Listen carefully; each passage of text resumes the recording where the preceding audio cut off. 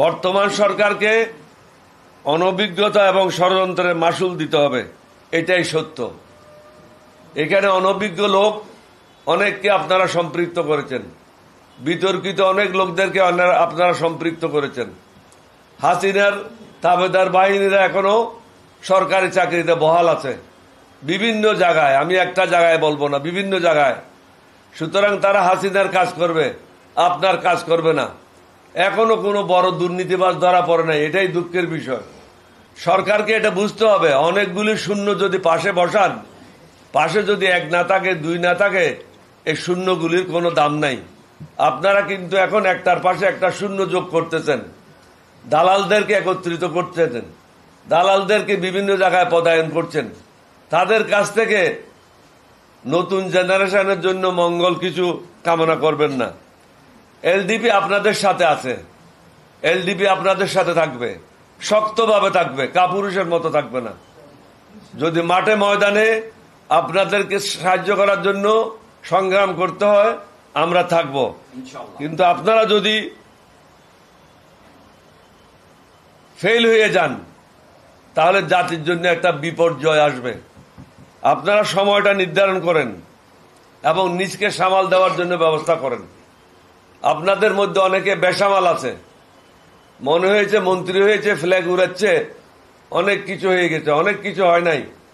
আপনারা ফ্ল্যাগ পান নাই, আপনারা মন্ত্রিত্ব পান নাই, বরং 18 কোটি মানুষের দায়িত্ব আপনারা পেয়েছেন।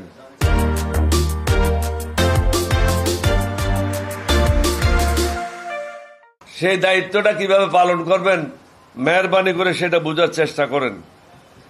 বাজার নিয়ন্ত্রণ খুবই কঠিন বিষয়।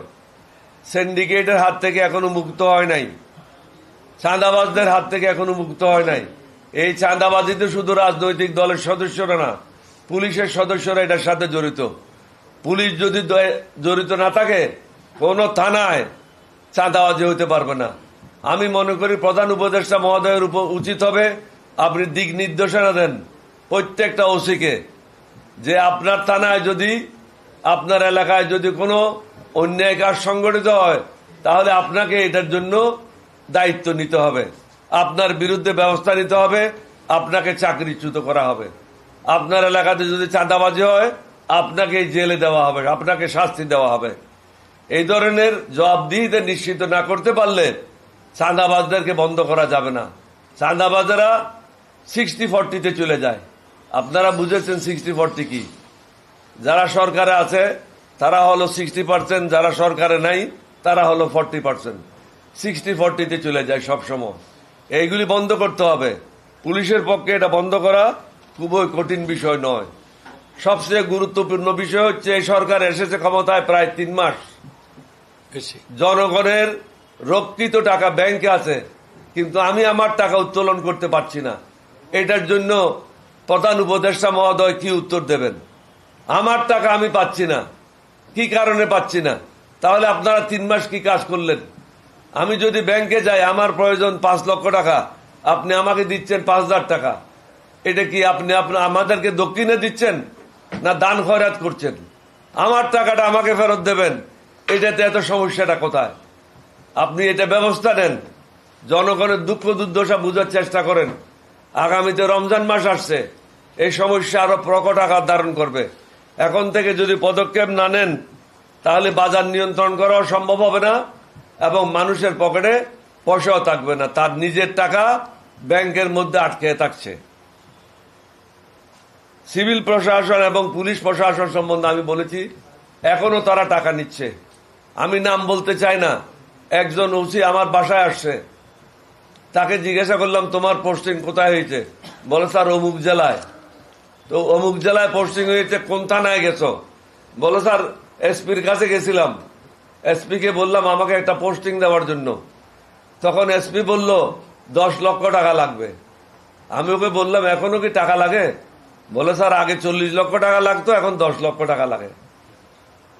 আপনি কোন ভূমি অফিসে যান, খতিয়ান নতুন হচ্ছে না, সাব রেজিস্ট্রারকে টাকা না দিলে হয় না। একজন সাব রেজিস্ট্রার আপনাদেরকে সার্ভে করে বাইর করতে হবে। ওসিদের কাছে, প্রত্যেকটা সাব ইন্সপেক্টরের কাছে ইন্সপেক্টরের কাছে একটা রিপোর্ট চান আপনার কোথায় কোথায় ঘর আছে, এমন কোন ইন্সপেক্টর পাবেন না যার 2-3টা ফ্ল্যাট নাই। এই ফ্ল্যাটটা কোত্থেকে পেল? এগুলি বের করার দায়িত্ব কার? আপনাদের, অন্তর্বর্তীকালীন সরকারের। এটা কোনো কঠিন কাজ না। মিনিস্ট্রি থেকে একটা সার্কুলার জারি করা হবে, কার কাছে কয়টা ফ্ল্যাট আছে অনতিবিলম্বে সরকারকে অবহিত করো, এবং এই ফ্ল্যাটগুলি কিভাবে পেয়েছ, কিভাবে খরিদ করেছ তার বর্ণনা দাও। তাহলে আপনারা সঠিক তথ্যটা পেয়ে যাবেন। আগামীতে তারা আরো সজাগ হবে। কিন্তু এই ধরনের জবাবদিহিতামূলক কোনো পদক্ষেপ গত 3 মাস 3.5 মাস আমি দেখি নাই। আমি অনুরোধ করব ডক্টর মোহাম্মদ ইউনূস সাহেবকে, আপনি আমার খুব ঘনিষ্ঠ বন্ধু মানুষ, বয়সে আমি আপনার থেকে বড়। আপনার জন্ম 40 সালে, আমার জন্ম 39 সালে। আপনার সাথে আমার দীর্ঘদিনের পরিচয়, আমরা একসাথে অনেক সময় কাটিয়েছি। শক্ত হাতে ধরুন, না হলে ফসকে যাবে। এটাই হলো আমার শেষ বার্তা। শক্ত হাতে ধরুন, না হলে ফসকে যাবে, এবং আফসোস করার সময়ও পাবেন না। আমি হাসিনাকে বলেছিলাম, এই দেশে যে অন্তর্বর্তীকালীন সরকার হবে, এলডিবির পক্ষ থেকে আমরা 3 বছর 3.5 বছর আগে সবাইয়ের আগে বলেছিলাম। তখন কিন্তু আমাদের উপর অনেকে ক্ষিপ্ত হয়েছিল, কিন্তু আলটিমেটলি সেটাই হয়েছে।